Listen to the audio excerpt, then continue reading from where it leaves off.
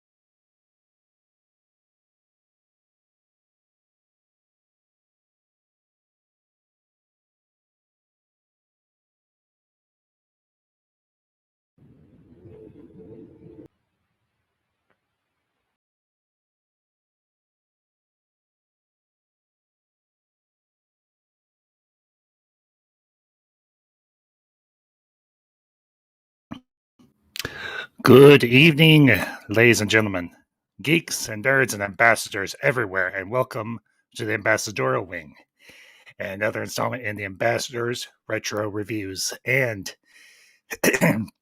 if you can't figure out what we're going to be breaking down tonight, we'll be talking about one of the truly great horror films, science fiction films of the 1970s by one of the truly great directors of that decade and, well, ever since, Mr. Ridley Scott. Tonight, in space, no one can hear you scream. But here on the Ambassadorial Wing, you can hear us talk about Alien. And I hope, excuse me, hope y'all are having a great night. Hope y'all are having a fantastic weekend. And glad to be back with you all this evening to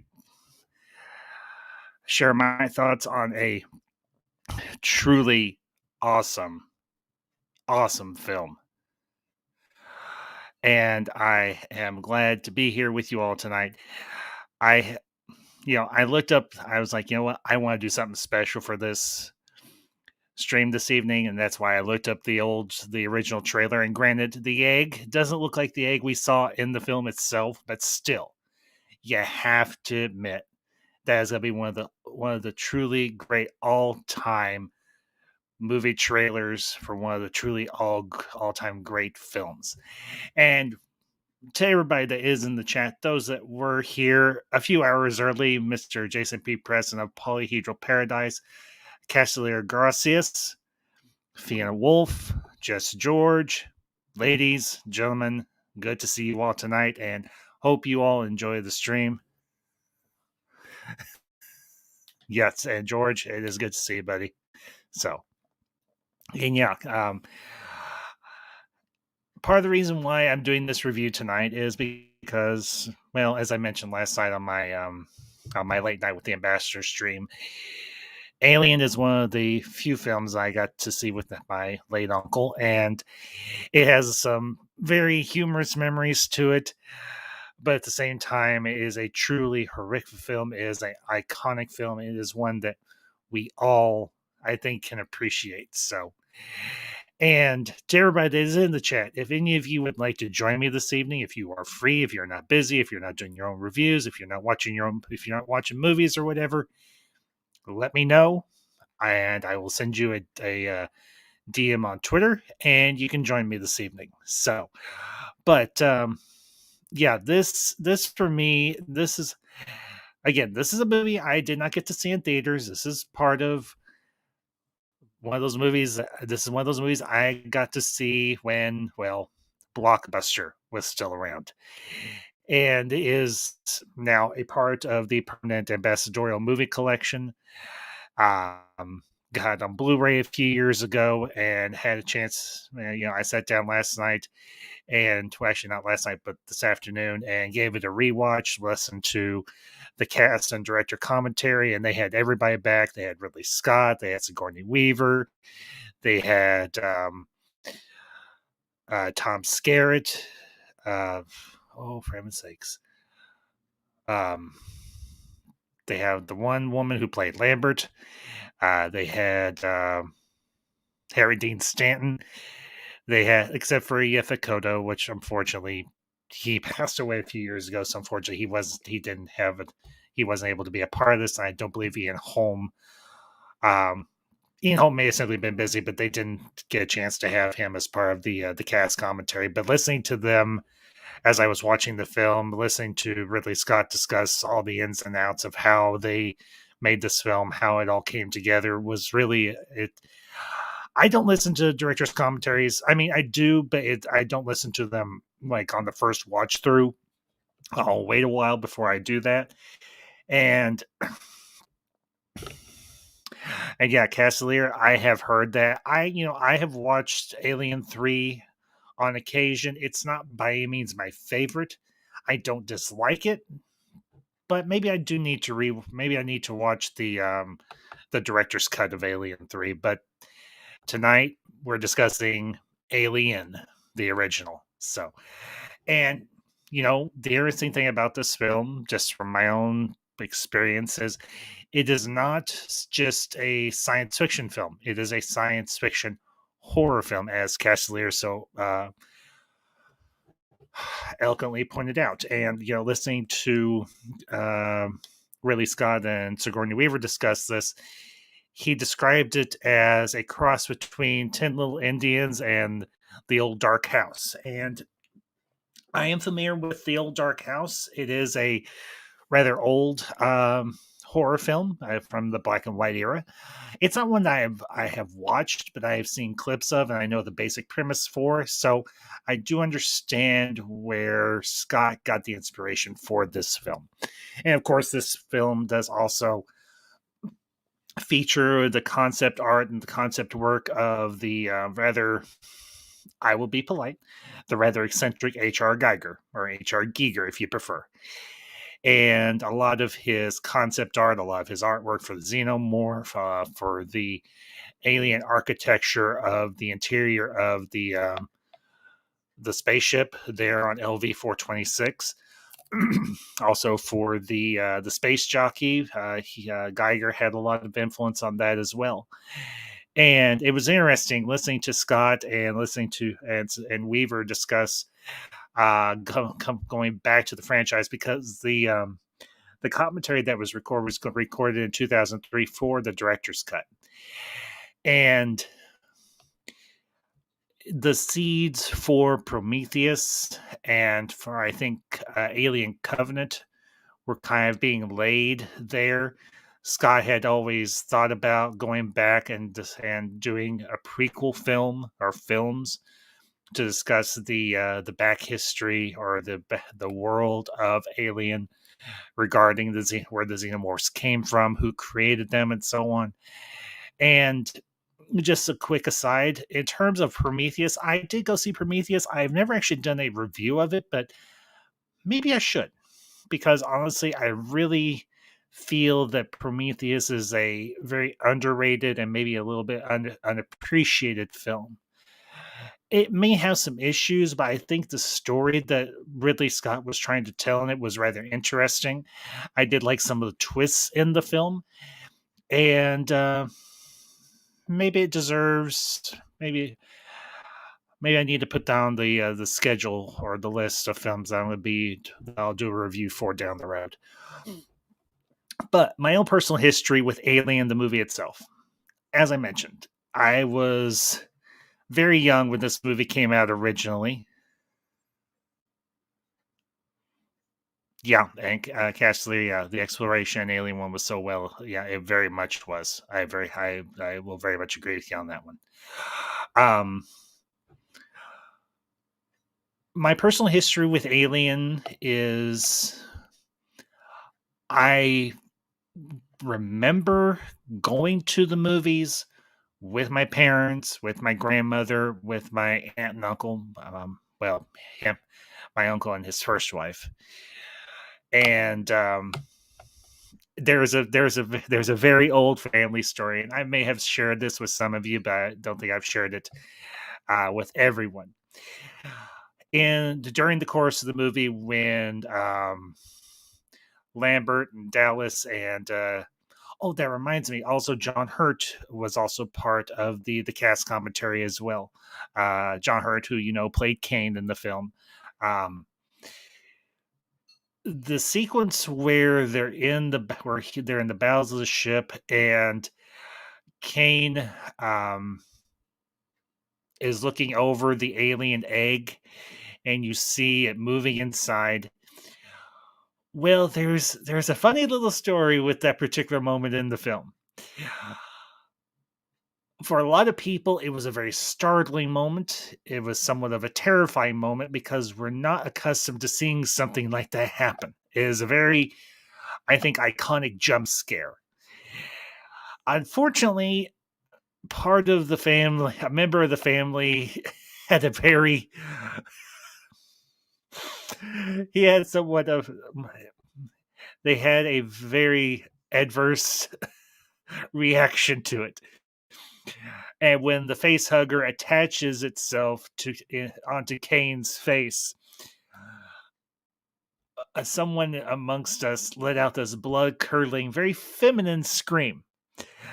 And it wasn't me because, well, I was too young and I didn't understand what was going on. And it was either my aunt, my mom, or my grandmother, nor was it my uncle. It was my father. And he popped up out of his seat and left the theater. And this, as the story goes, my mother ambassador, my mom, she went out to the lobby and she was talking to him and she's like, are you gonna come back in? Do we need to leave? He's like, no, no, I'll come back in. We'll finish it. I just need a minute. She's like, okay.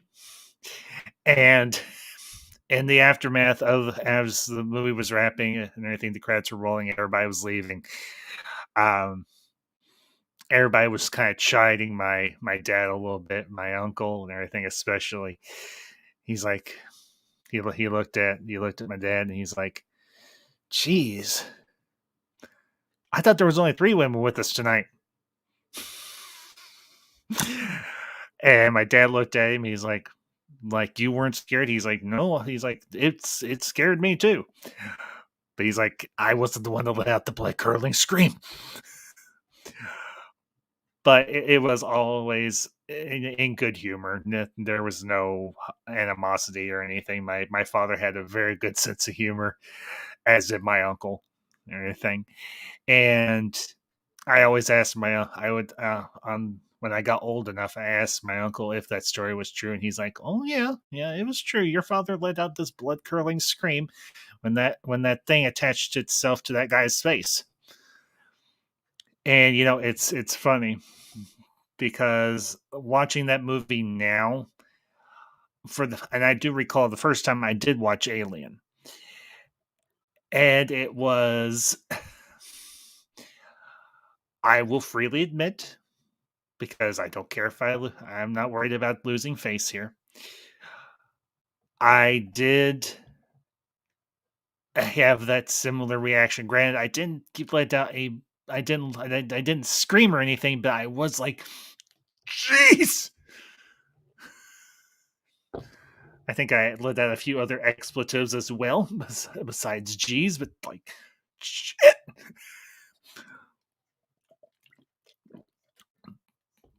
But in terms of how do I feel about Alien, it's a great film.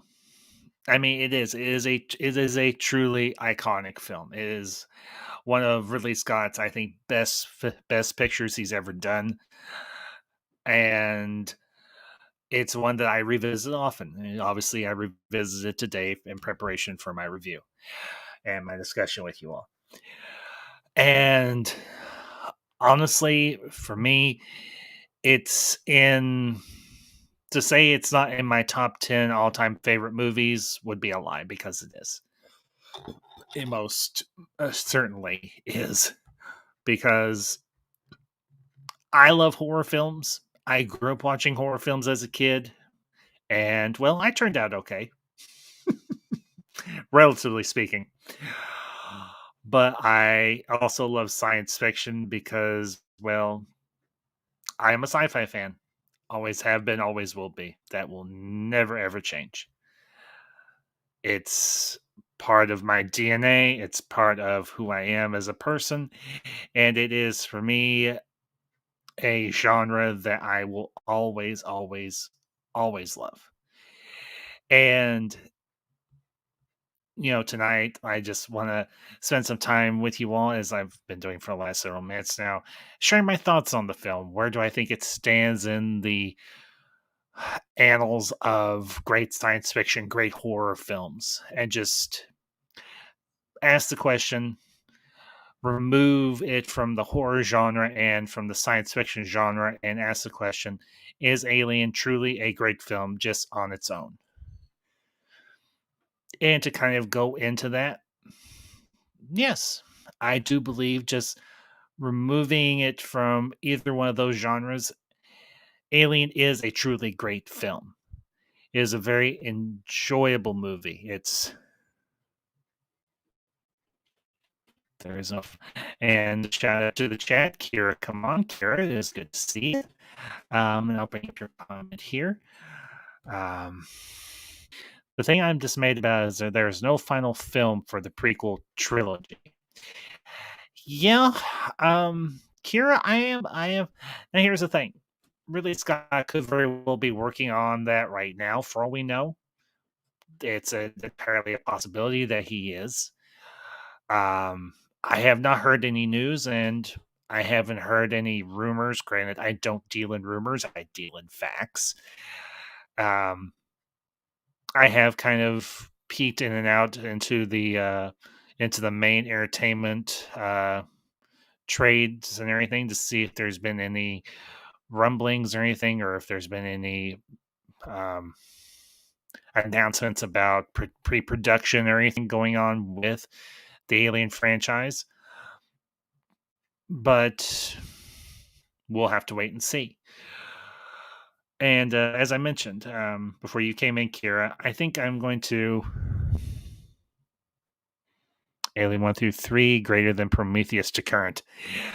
And to the chat, Mr. Zach Leary. Zach, good to see you, bud. Appreciate you popping in. I know you've got work this evening. And but yeah, with me, Zach, it's the Alien franchise is kind of hit and miss with me. I love Alien. I love Aliens. Alien 3 and Alien Resurrection. Uh, I don't dislike them. They're not like I hate them or anything. They're not Last Jedi or Rise of Skywalker level detest. I just maybe they're just not meant for me. Now Prometheus, I will have to kind of disagree with you. I think actually Prometheus is a fairly solid movie. Um, do I think there are some issues with it? Sure. Then Kira, yeah, Alien 1 through 3. I can see where somebody would have that stance, and I won't disagree with it. Zach, to answer your question, yes. I had been watching Raised by Wolves. I had watched season one and everything when it came out a few years ago. When it came out a couple of years ago, I absolutely loved it. I watched the first 2 or 3 episodes of season two, but unfortunately, I've been kind of busy and I haven't been able to get any further into Raised by Wolves. But Zach, yes, I absolutely love Raised by Wolves. Kira, to kind of give you a lead, Raised by Wolves is a series that Ridley Scott is an executive producer on over on HBO Max, and I would have to say it's a it's a very solid series. It's got a lot of yeah. Yeah, so I would have to agree with your assessment there, Zach, and I should bring your comment up here real quick. Um, think if they took an alien movie concept and stretched it out for 2 seasons. Yeah, Zach, I can't say I disagree with that assessment. Raised by Wolves um, does vary somewhat from the Alien franchise. It deals more with the concepts of artificial life and humanity's relationship with it. But there are some aspects of alien life within Raised by Wolves as well. So, yeah. Um, I'll bring up your comment here too, Zach. He also wrote some of it, and and directed the first episode, if I'm not mistaken. He might have, Zach. I'll have to double check that. It's been, like I said, it's been a little bit since I've watched season 1 of Raised by Wolves. But I would say if you're a fan of Ridley Scott's work, it's definitely worth your time. So, and to the chat, greetings, it's CJ. Good to see you, buddy. Appreciate you popping in again tonight. I know you were here last night for my late night stream, and appreciate you being here tonight as well. Yeah, and to answer your question, Kira, yes.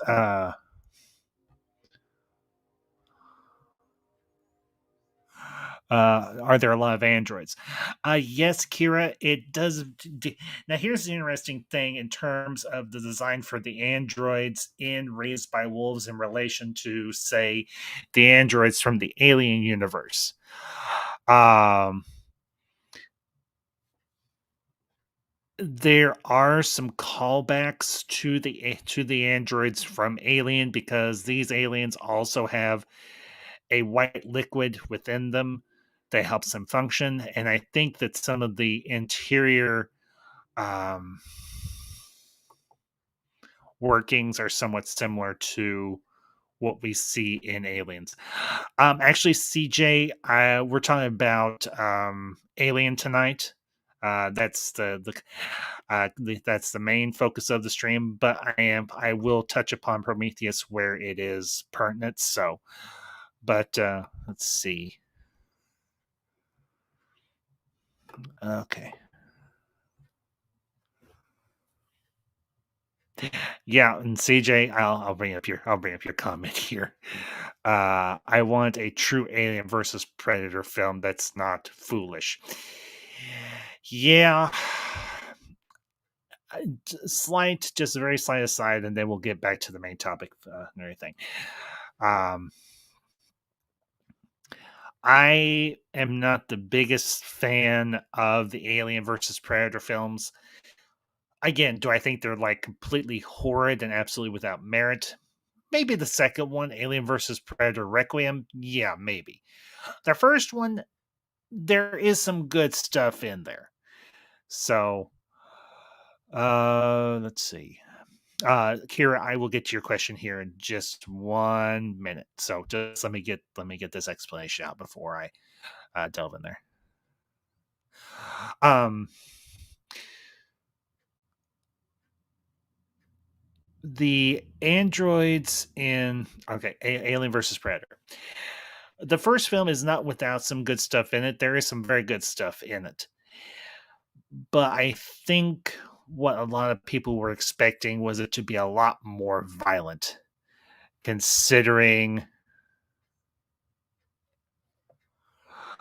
the subject matter, particularly with the Predator franchise and with the Alien franchise. Because let's be honest here, there's a lot of blood, there's a lot of guts, there's a lot of violence.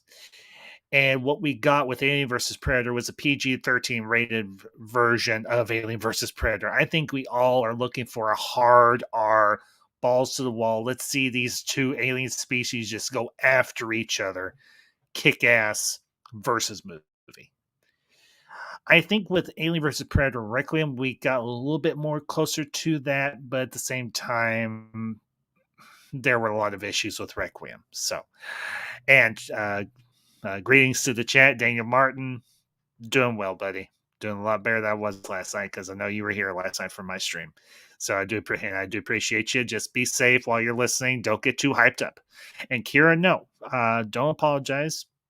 These are all good questions. So I'll bring up your comment here. So they're closer to Bishop or Ash instead of David.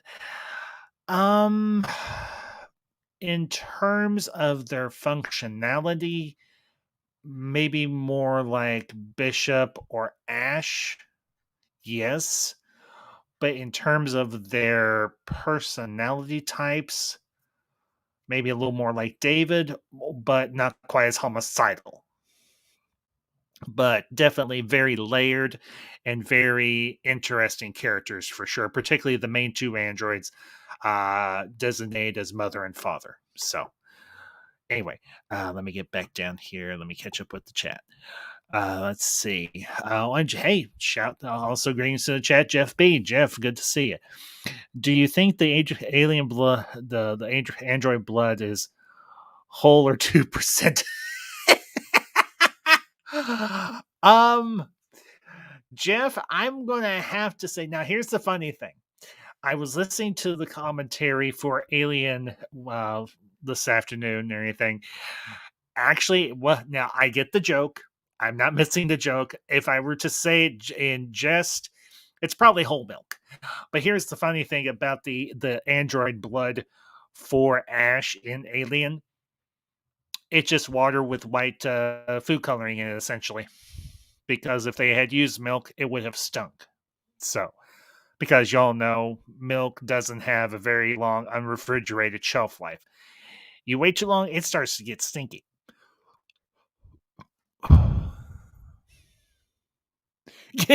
CJ. Yeah. The only thing that Alien vs. Predator brought to the table was the age old question: what if Alien bred with a predator? Whew. Yeah, that thing was ugly. Because they ain't got no alibi. It's ugly. It's ugly. So, and I'll bring up your comment here, CJ. And my gosh, the latest Predator film was just OMG. It was so bad. Same with the Terminator new one, and one for the typical YouTuber reason they just were bad films. Made no sense. Yeah, CJ, I kind of agree with you. Oh, for heaven's sakes, Vienna. Milk doesn't do a body good in Ash's case. Vienna, you're gonna kill me here, girl. But it's good to see you regardless. But anyway, yeah, the funny thing was as I was listening to the commentary, it really got me started to thinking about the whole scene where when Ash starts to go haywire and he attacks. I'll use polite language here. Y'all know I do. When Ash attacks Ripley and he takes the magazine and shoves it in her mouth. Ridley Scott and Sigourney Weaver, it's their commentary that's going on during that whole section. And Scott made the comment, well, we wanted him to do something, but the thing is, Ash doesn't have the equipment. Now, obviously, even though it's an R-rated movie, they weren't going to have full frontal nudity, especially for an android who doesn't have any junk. I mean, poor Ash isn't equipped like Lieutenant Commander Data. He's not fully functional and programmed with multiple techniques. All he knows to do is take a rolled up magazine and try and choke Ripley with it.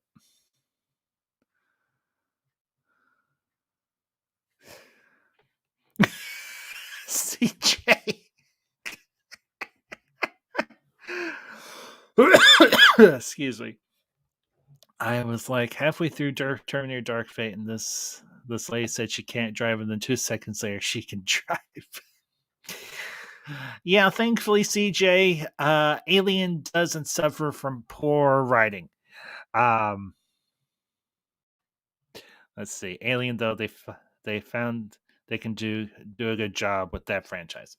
Yeah, and I will say for the most part, as I mentioned, the Alien franchise, specifically the first movie, it started off with a bang. I mean, think about this.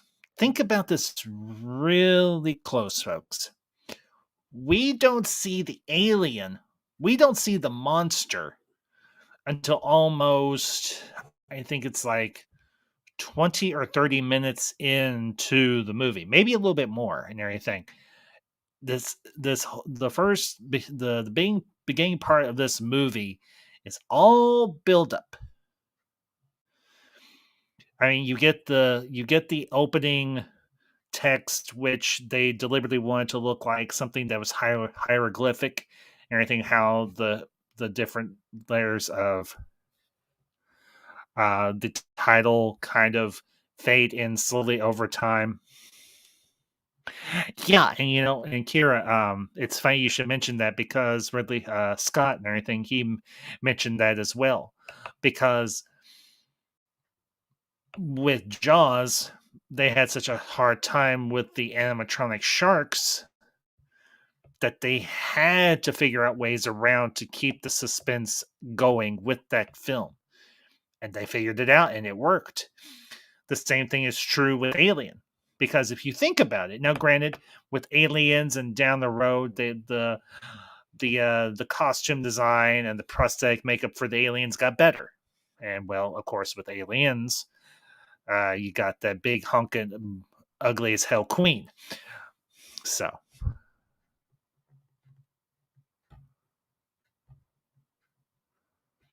yeah, CJ, you're not wrong. Jaws would never make could never make a sequel nowadays.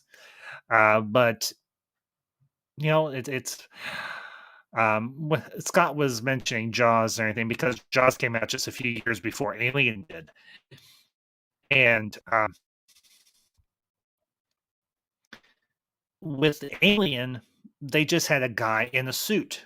Now, granted, it was a really cool looking suit, and they were able to go back later on and kind of enhance the alien suit with CGI and so on to make it look more menacing, to make it not look quite as like a guy in a suit. And they did a good job with it. And I think, Scott said in the intro, he's like, I've noticed over the years that some things needed to be polished up, some stuff. He's like, I wanted to add some stuff back into the film that I hadn't had in there before. And uh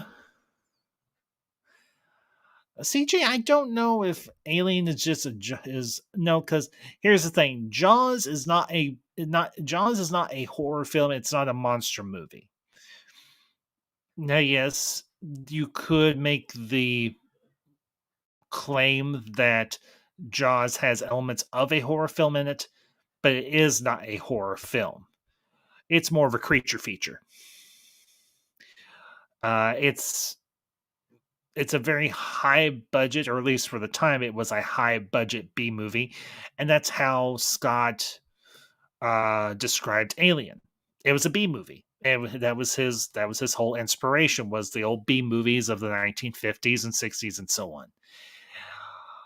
But what Scott was able to do with Alien and the people that worked with him on this movie, yeah, Jeff B, you're right. The guy in the alien suit was very tall and thin yeah, he was.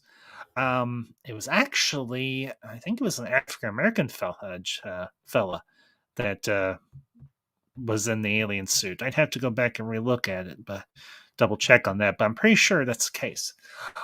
But what I always found interesting, even though I've watched Alien a dozen times over and a dozen times over again,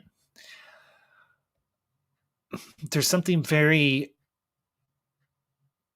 This movie is very rewatchable. Let me put it that way. And it's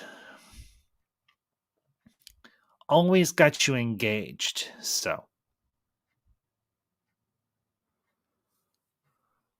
no, CJ.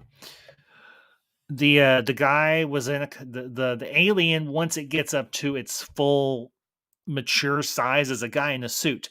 Now, the newborn alien that pops out of John Hurt or Kane and everything, that was a puppet.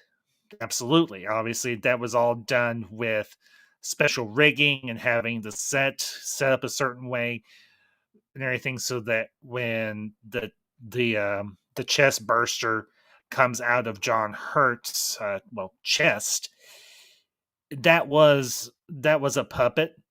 And the funny thing was, essentially, they cut a trench in the table so that when the alien scurries off, the puppeteer that was underneath the table could just swoosh it past and off screen. So, and you know, for me now, it's not so much the that this movie has become boring or dated or anything. For me, what's interesting is how the characters are reacting to the situation that they're in. And that's, for me, the really intriguing part, because everybody has a different motivation. Everybody has a different reaction to what's going on and with the situation that they're in. And I think for me also, the reason why I love this movie is, like I said, it ties back to a very fond, jovial family memory. That's why I do revisit it as often as I do. And honestly, Alien, for me at least, it is a study in how to do a good horror picture well. I mean, let's think about this. The horror movie genre has, the last several years, at least from my perspective, become just a series of paranormal horror jump scare films and not much else. And I don't find that necessarily entertaining. Now, I am a kid of the 80s. You all know this. I grew up watching the slasher films of the 1980s. I watched Jason and Freddy and Michael Myers do their thing, hacking up horny teenagers left and right. Now, I will admit, I watch those more to see the creative ways that Michael and Jason, and to a lesser extent Freddy, chops up horny teenagers. For me, it's goofy, it's silly, and it's at this point it's campy, and that's okay that that it's campy. But with Alien, what Ridley Scott was able to do was take the premise of a horror film and bring some weight to it, make it feel like something you would take seriously, something that would legitimately scare the ever loving, pardon my French, scare the ever loving shit out of you. And honestly, for me, that's why I love Alien. Yes, it scares. When I was a kid, when I was younger, yeah, it scared me. Now that I'm adult, it doesn't. I can sit there watch it, and it doesn't even bother me per se. I'm more focused on the story and what's going on with the characters. And so, and yeah, Jeff B, you're not wrong. William Hurt will always be known for the chest burster scene. Great actor, yeah, and unfortunately, an actor we lost just a few years ago, which sucks.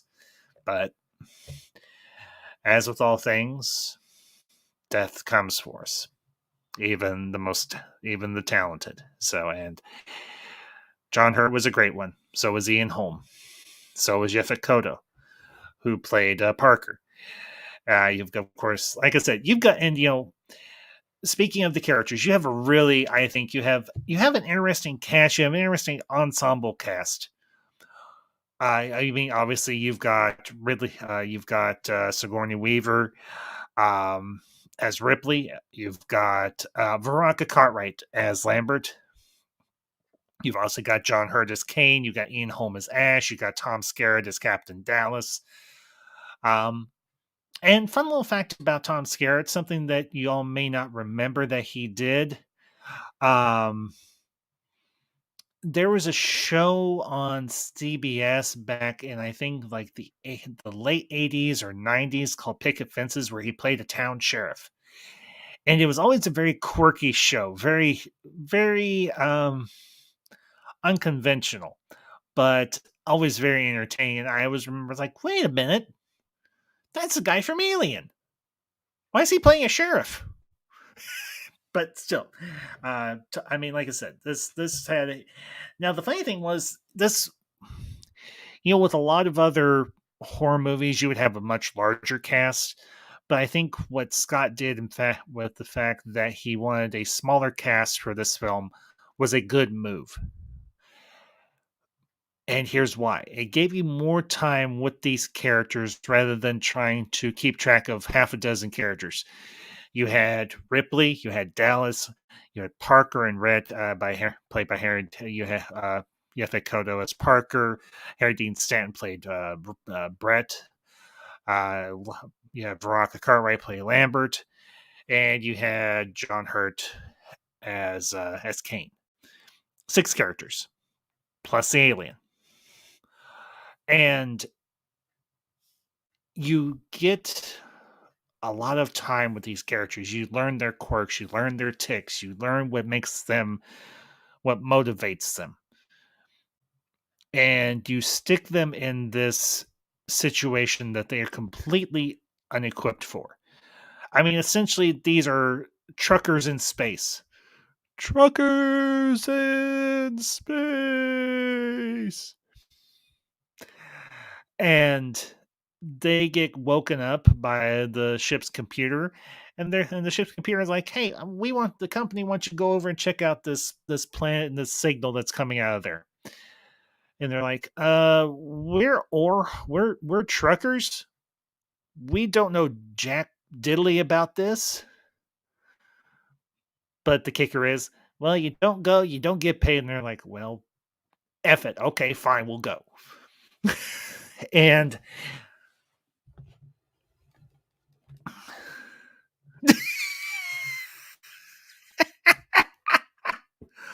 CJ, you're killing me, man. You are. You're killing me.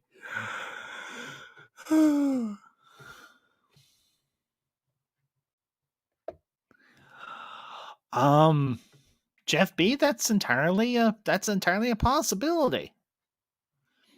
I mean, Seth MacFarlane obviously is obviously a sci-fi fan. I mean, he loves Star Trek, so that's entirely a possibility. And if it is, well, then hey, cheers to you, Mr. MacFarlane, for paying homage to a really cool, iconic character. Well, and we all know the old cliche of horror movies. The black person usually gets killed off first. CJ, shut up. Good grief, man. Oh, Lord in heaven. Y'all are going to kill me here.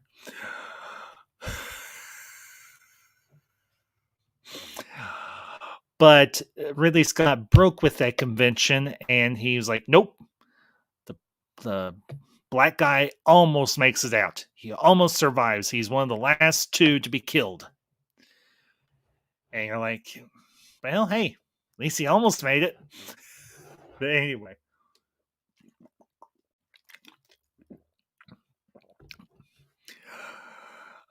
It's really fascinating to watch this very unconventional cast of actors and actresses work together, because I mean, you've got, like I said, you've got Ian Holm, you've got John Hurt, both veterans of the theater scene over in Britain. You've got Sigourney Weaver, who was kind of an up and comer at the time. Yep, and CJ, I will agree. Yeah, Michael Fassbender from Prometheus, he was excellent. Yeah, absolutely. But you got Veronica Cartwright, who was kind of an unknown. You had Yaphet Kotto. He wasn't so much an unknown. He had some decent parts and everything. He was actually in a James Bond film. He was in one of Roger Moore's James Bond films, actually, if I remember correctly. He was in Live and Let Die. I think he played one of the henchmen, or maybe he was the main bad guy. I'd have to go back and double check, but I'm not 100% sure. But you've got, you put this cast together, and you're like, okay, let's go do this story. And it clicks. It works. Where in any other circumstance, it probably wouldn't. But the writing for the characters and the story itself was very strong. But it also had that touch of campiness, somewhat. Just a touch of it. Like really, like Scott had said during the commentary. He's like, I know this is going to be kind of looked at as a B movie. That's the idea.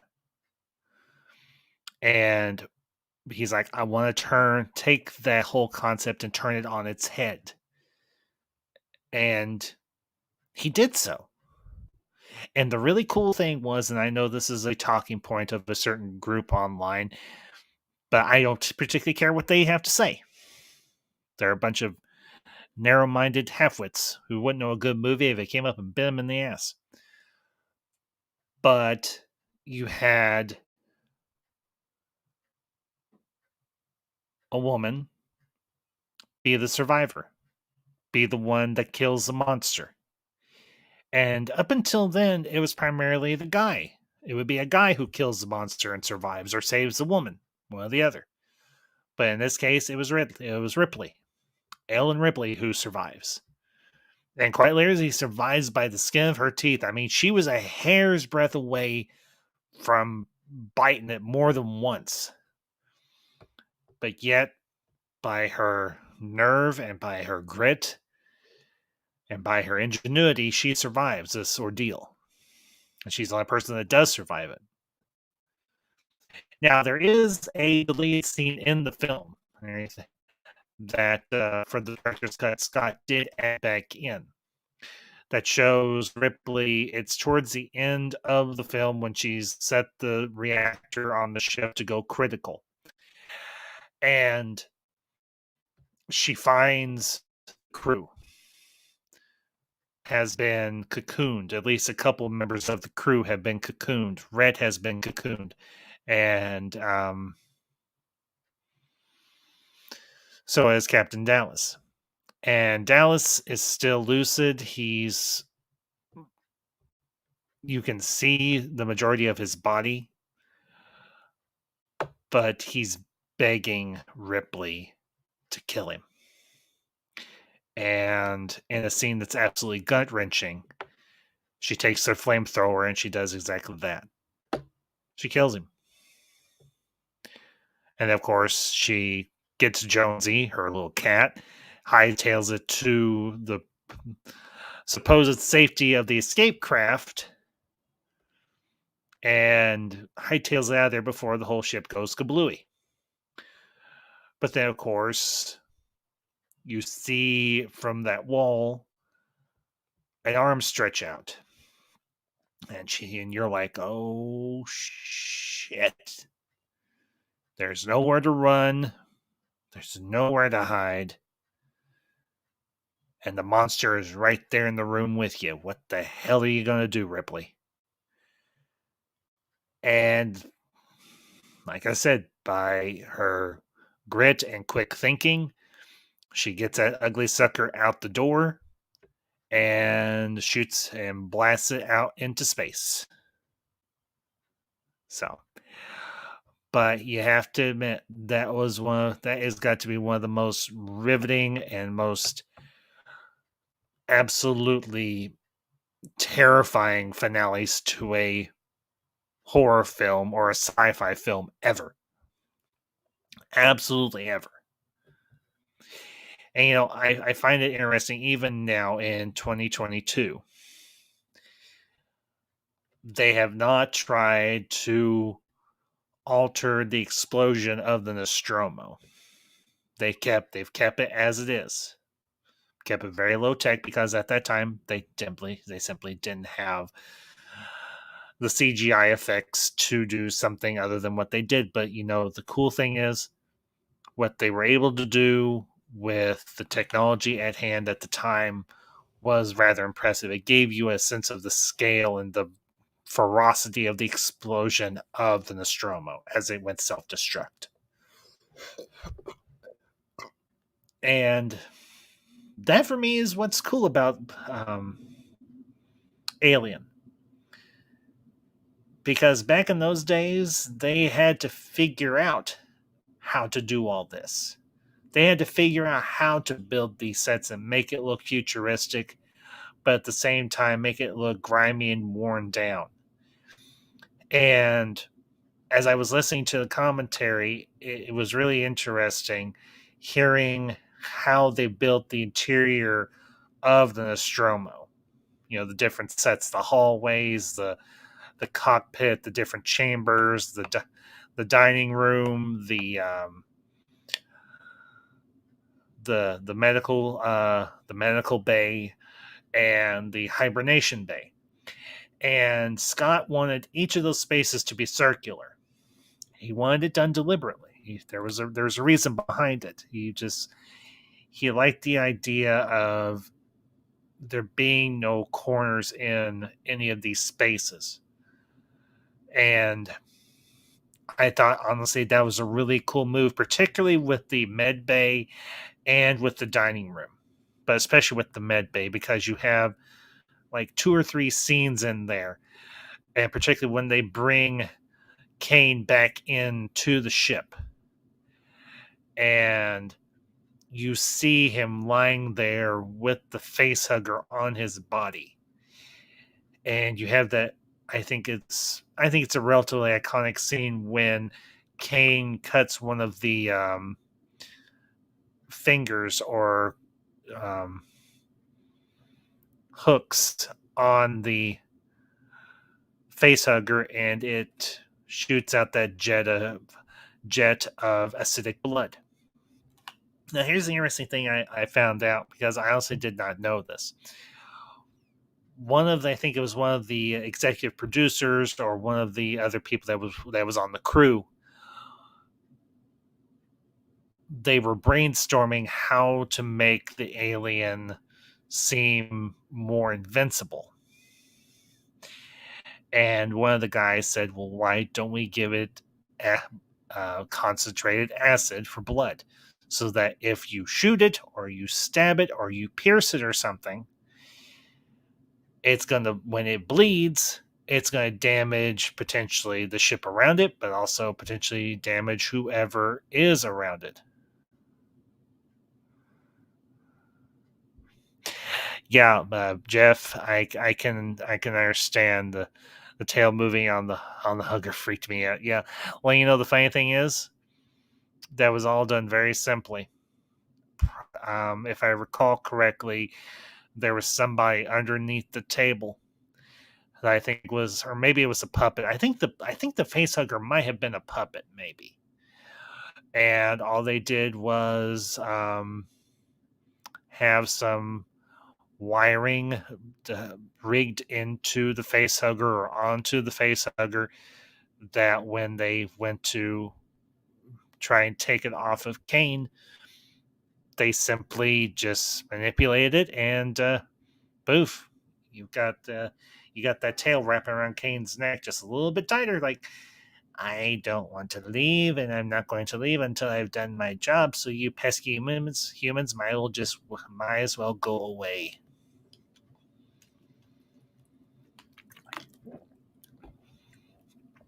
But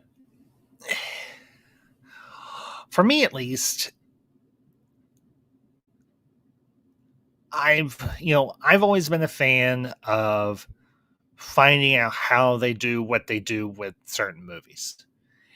And to go off on a little bit of a tangent here, just briefly, when the whole concept of DVD became a reality in the early 2000s, and we got our first DVD player, and you had behind the scenes making of. Yeah, Jeff B, I will agree with you. CGI has gone a long way, but practical effects, yeah, practical effects will always be up there for me. I wholeheartedly agree with you, buddy. But in the advent of digital movie technology, DVDs, Blu-rays, and now 4K, the thing I appreciate most about that progression with technology is for people like us, real film buffs, real cinephiles, who are just absolutely eat stuff like this up. It's cool to see behind the curtain what it takes to make movies like this, what they had to do back in those days to make these movies play, to get them done. And the funny thing is, one of the executive producers, I think that the producer or the film executive who greenlit this movie, was also the same gentleman that greenlit another very well-known science fiction movie from the late 90s. Of course, I'm talking about Alan Jr., who greenlit Star Wars. He also greenlit um, Alien. So, and greetings to the chat, Dave Myers. Dave, is good to see you. I don't think I've ever seen you pop up in my chat before. So if this is your first visit, glad you're here. Appreciate you popping by, and I'll bring your comment up here. When I watch Aliens, it's the same as watching Jaws, like they were filmed months ago. Yeah, Dave, I can understand where you're coming from on that. You know, the movies like Alien and Jaws, they are truly timeless. They are great movies to revisit regardless of the time of year. But I think Alien is one of those films, and maybe I should have waited to do this as a review in October, but you know what? It's my channel, and I kind of set my own pace, so to speak. But looking at everything that they did, so and hey, Dave, I agree, except for the attire in Jaws. LOL and welcome. What's wrong with the wardrobe in Jaws, Jeff? There are people that live on an island. There are people that go to a beach. Now, granted, some of the bodies we see in those bathing suits isn't the most appealing, but hey, not everybody can be built like let's see. Not everybody can be built like Sigourney Weaver. Well, David, I appreciate you being here, bud. And glad you could pop in tonight. So, and I hope you enjoy. I've been going for a little bit, obviously, but oh, Jeff, for heaven's sake, dude, it's the 1970s. What do you expect? Somebody was going to be wearing a leisure suit. For heaven's sakes, my late father had a baby blue leisure suit. I know. I have a picture of it. Well, I have a picture of him in it. So, yeah, it's the 1970s. Of course somebody's going to be in a leisure suit. Just be glad there wasn't somebody in a leisure suit in Alien. Now, that would have looked weird as all hell. So, but, Jeff, come on, dude. Really? I mean, yeah, I'll agree that the wardrobe of the 1970s was somewhat cringeworthy. Anchors, really? They live on an island. It's all about the ocean and shipping and stuff, dude. What do you expect? I mean, yeah, I wouldn't wear a suit like that, but somebody that lived there in the 70s probably would. And besides, it's Spielberg. Who are we to question Spielberg? Well, some of the movies he's done lately haven't been the best, but that's a conversation for another time. And that's just my opinion. Take it for what you will. But that's I will say one thing. I found it somewhat tongue-in-cheek, the fact that Scott did have one of the actors dressed in jeans, a ball cap, and a Hawaiian shirt. And that, of course, was Brett. But at the same time, I can't help but say that I cannot say that I disagree with that wardrobing choice, because they are truckers in space and he is the mechanic. So it does all make sense. Oh, and if I do recall, he was wearing a denim jacket. So, but some of my favorite scenes from the film, I would have to say most definitely the dinner scene where Kane gives birth. Dave, you know what? That's a good quote. It's only an island if you're out on the ocean. That is true. Well, actually, it's only an island if you're looking at it from the beach.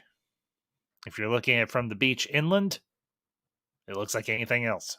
So, yeah, very true. Very true, Dave.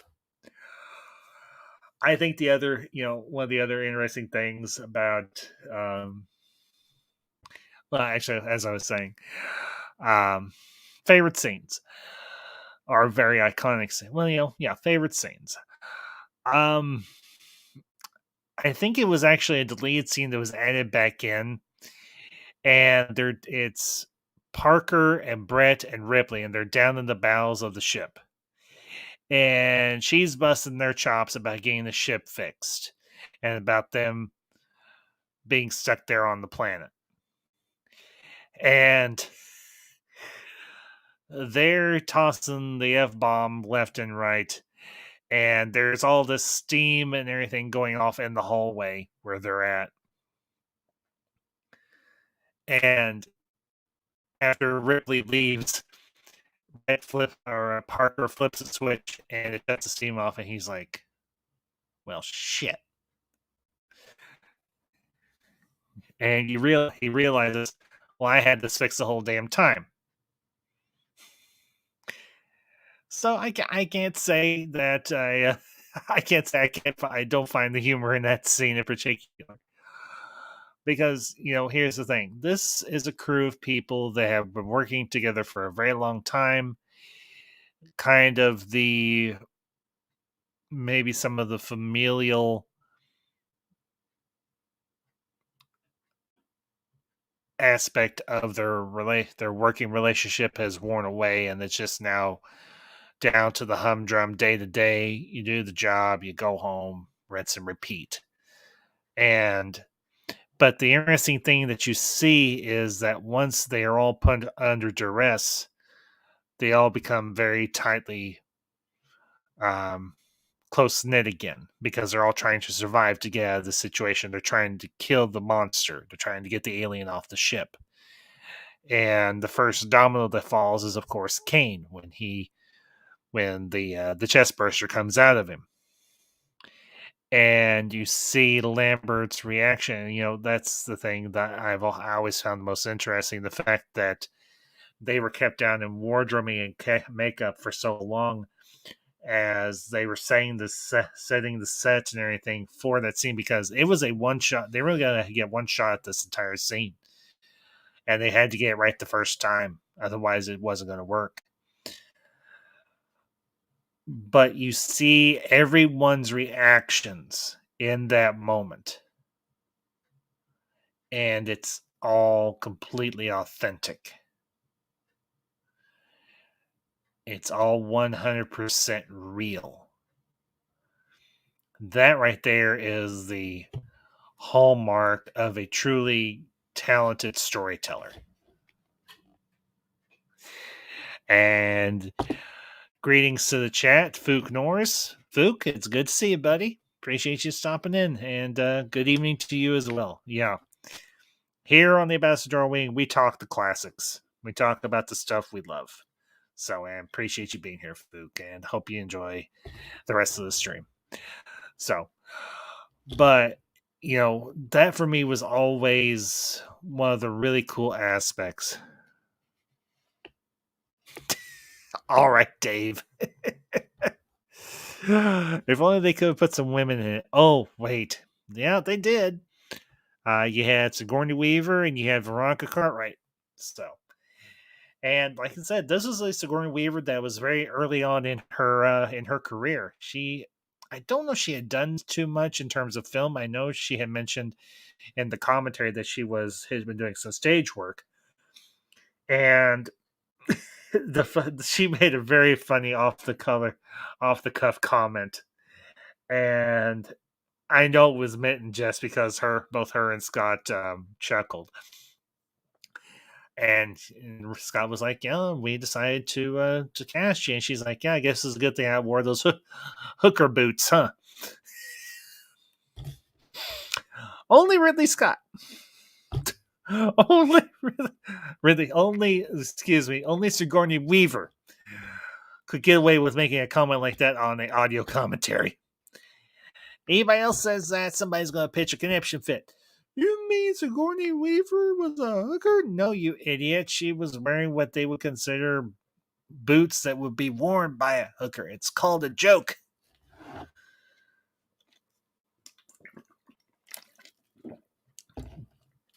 But,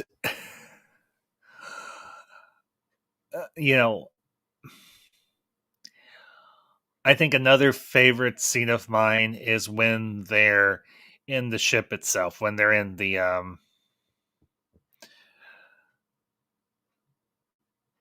investigating the alien vessel. They're on LV-426. And you see the space jockey, and you see the hole in its chest. And honestly, for me, it's very, I think the best word, and I think it's an appropriate word here, the movie is very atmospheric. And they're building up the tension, and the tension just keeps getting ratcheted up more and more and more, and you're like, okay, when the hell is the monster going to show up? But I love the fact that Scott didn't rush it. He waited. He gave us time with the characters. He gave us time on the ship with the people. Yeah, Jeff B, the engineer, or what we called back then the space jockey. So, but yeah, the engineer, everything as they became known in Prometheus. And honestly, I think that was, I love these movies that are slow. They're a slow burn. I always have. Now, granted, this movie is not even that particularly long. It's a shade under 2 hours. It's an hour and 55 minutes ish. But when you're in this movie, it feels like you're on a slow, not agonizing, but a slow, cautious journey down a dark path through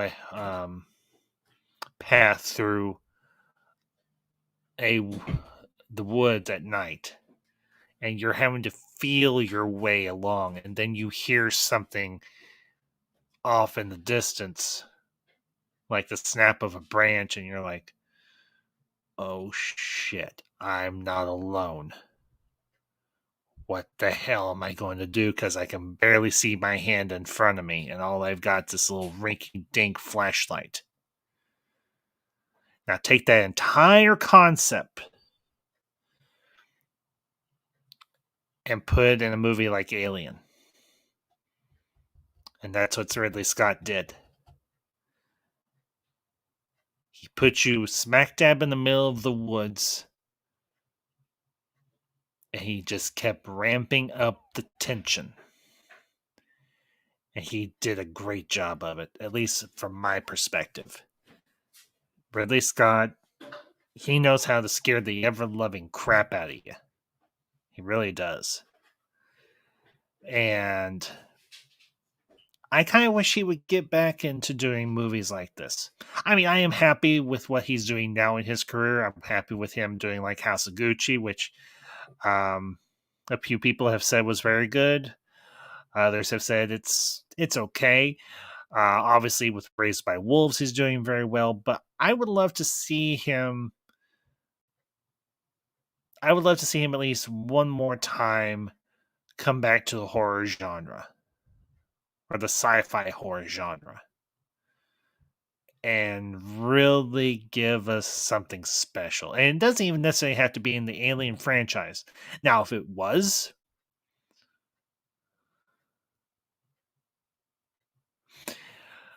that would be even better. And yeah, Fook Norris, I'll bring your comment up here. They made you like the crew, so you cared much more when they died. Love it. Yeah, Fook, I wholeheartedly agree with you. they gave you time with the crew. They kind of, and oftentimes in horror movies, you're like, well, these are the people that are going to get chopped to pieces by the big scary monster or the serial killer or whatever. But in this case, you're like, no, that particular convention is completely broken. You're like, no, I care about these people. I want to see them get out of this situation, but somehow deep down, not all of them are going to.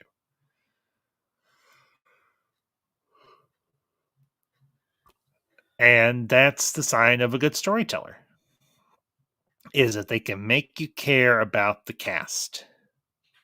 You can make them care about the main group of characters or the main character. And that's why I think in this case, this particular cast of characters is so iconic.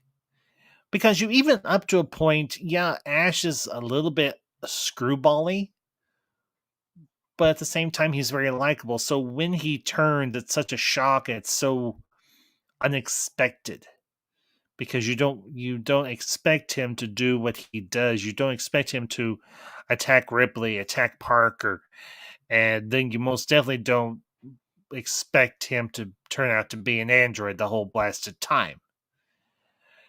And you have that very, I think you have another great iconic moment in this film where it's after Parker has disabled Ash and it's just his head. And they ask him, "You admire it?" And he's like, "I admire its purity. It is the perfect organism, the perfect killing machine." And in a lot of ways, he's right. And the last thing he says is, he's like, "I won't lie to you, but I don't like your chances." You may want to say that Ash was being an asshole, but at the same time, he was also 100% right. He knew what they were dealing with. He knew exactly what they were dealing with. And he wasn't going to lie to him. Ash may have been a jerk, but he wasn't wrong. And sometimes in life, you need those type of people around you. You need the person who I wouldn't say is exactly like Ash, because you don't want somebody that's just out for themselves or out for the company. But you want someone that's going to tell you the plain unvarnished truth. And that's what Ash does. Now, granted, it's part of his programming. It's what he's programmed to do. But I think it's a very interesting reflection on human nature as well. Sometimes you need that person to look you in the eye and say, this is not going to end well for you if you continue down this road. Or if you do, even if you have no alternative, this is how things are going to turn out. I would much rather someone be a straight shooter with me rather than sugarcoating things. And considering the fact that Ash is a machine, while he does seem to act and behave human, he most certainly isn't human. Now, granted, he looks human in every manner of the word. But I think something that we often miss is those little visual cues that there's something not quite right about Ash.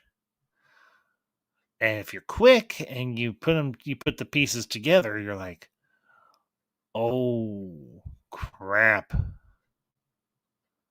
Well, all that stuff makes sense. So, and greetings to the chat, Ferris of Ferris Geeks World. Ferris, it's good to see you, bud. And he says, when Scott returns to the franchise with Prometheus and Alien Covenant, do you think it makes some continuity issues or any sort of errors? Well, here's the thing, Ferris. I have not seen Alien Covenant, though I am going to make an effort to do so sometime in the near future. as far as Prometheus goes, um, I don't think there's any like massive continuity issues with Prometheus in relation to the Alien franchise, because here's the thing. We know in a roundabout way where the xenomorphs come from in regards to Prometheus. So I don't think it necessarily harms the continuity for Alien 1 through 4. When I say 1 through 4, I mean Alien through Alien Resurrection. Or if you prefer, Alien through Alien 3. I don't think those movies necessarily harm the continuity for, at least like I said, in terms of Prometheus. No, I don't think Prometheus causes any continuity issues or errors. So, but that's just my 2 cents. So, as I've said a few times during the stream, I really enjoyed Prometheus. It's a film I enjoy. I went to see when it came out originally in theaters. I actually think I went and saw it in 3D when it came out in theaters, and I really enjoyed it. And it's definitely one I'm going to pick up. I'm going to try and get a copy of it here before too long and everything. I can probably find it secondhand, cheap, and everything, because that's, if it's an older movie, that's more often than not how I get a film and everything. Unless I have absolutely no other option, then I'll find another alternative. But in terms of Covenant, Ferris, I can't really speak to it, so I'll leave it simply at that. But that's the cool thing about a film like Alien. It creates enough of a world that you start to ask the questions, okay, where did the huge space jockey come from? Where did that ship come from? Where did the eggs come from? And what's the origin of the xenomorph itself? And several years down the road, several years down the road, Ridley Scott finally went back to the Alien universe and did Prometheus and did Alien Covenant. At least I'm assuming he did Alien Covenant. I don't honestly recall. I'll have to do some research on that. And he started to fill in the blanks. And I can't say I disapproved of what Scott did in terms of Prometheus. I think it's a very entertaining film. I think there's a lot of good in it, but there is also, like I said, there is some issues. But I will say this, and I will stand by this statement. I think in a lot of respects, or practically in every respect that matters, Alien is a perfect film. There is not a bad performance among the cast. The story itself was well written. Granted, in certain instances, particularly now that we're looking at this from the lens of 2022 as a modern film or movie going audience, some of the effects are dated, yes. But in terms of the narrative, the story, the acting, the direction, the set design, the creature design, all those things, it is a perfect film. And it's a rarity for me to make an assertion like that. But I do believe most sincerely that Alien is, in a lot of ways, a perfect film. So I don't. And now, if you all disagree with me, it's not going to hurt my feelings. This is just one guy's opinion on the film. But honestly, yeah. Not only is Alien in my top 10 all-time favorite films, but it is amongst those I regard as perfect. Perfect across the board in every sense of the word. And it's a film that I will continue to revisit for as long as I have the time to do so. But, you know, it's interesting. And this is something that I'm actually going to discuss down the road. Well, I may even discuss it a little bit here tonight. I find it interesting that throughout the history of cinema, we have always had a fascination with science fiction, in particular space science fiction or future science fiction, or sometimes a combination of all three.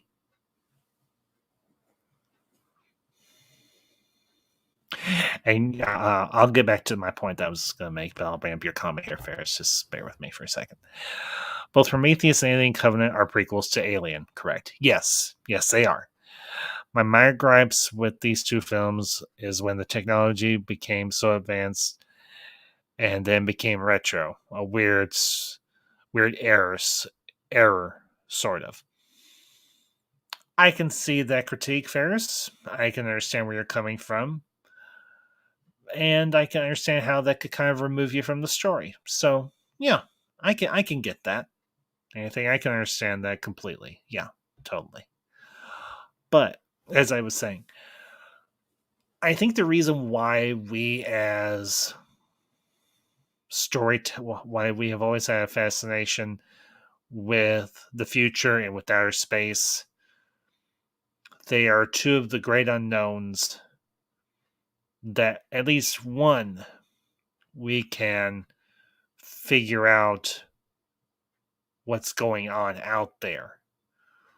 But the future is entirely an unknown to us because we cannot see into the future no more than we can actually see into the past. We can look up archaeological evidence and so on, sure.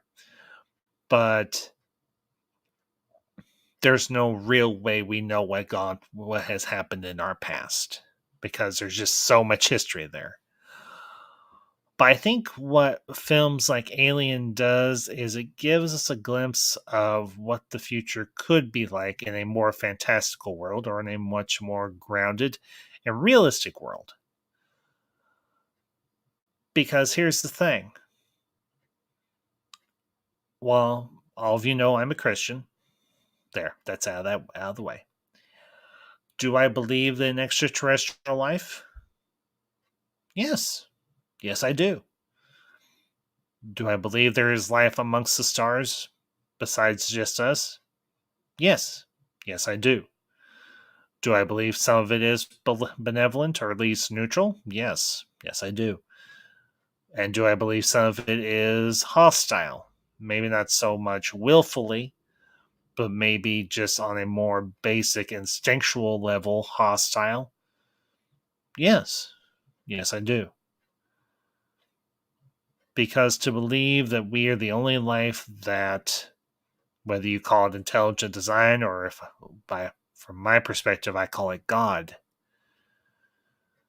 to believe that we are the only intelligent life in the entire cosmos is a very unhealthy conceit. And it's honestly, well, just from a pragmatic perspective, it's a waste of space.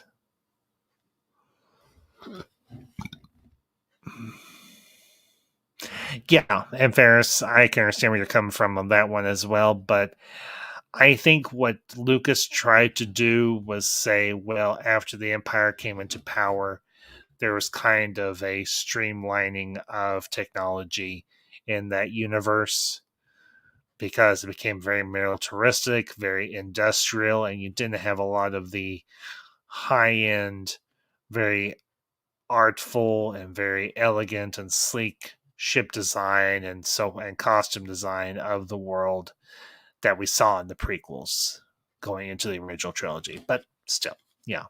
Ferris, I can understand where you're coming from,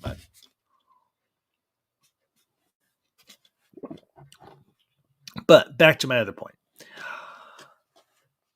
I think Alien can, in some ways, serve as a cautionary tale for us for humanity particularly when we finally do get out into deep space.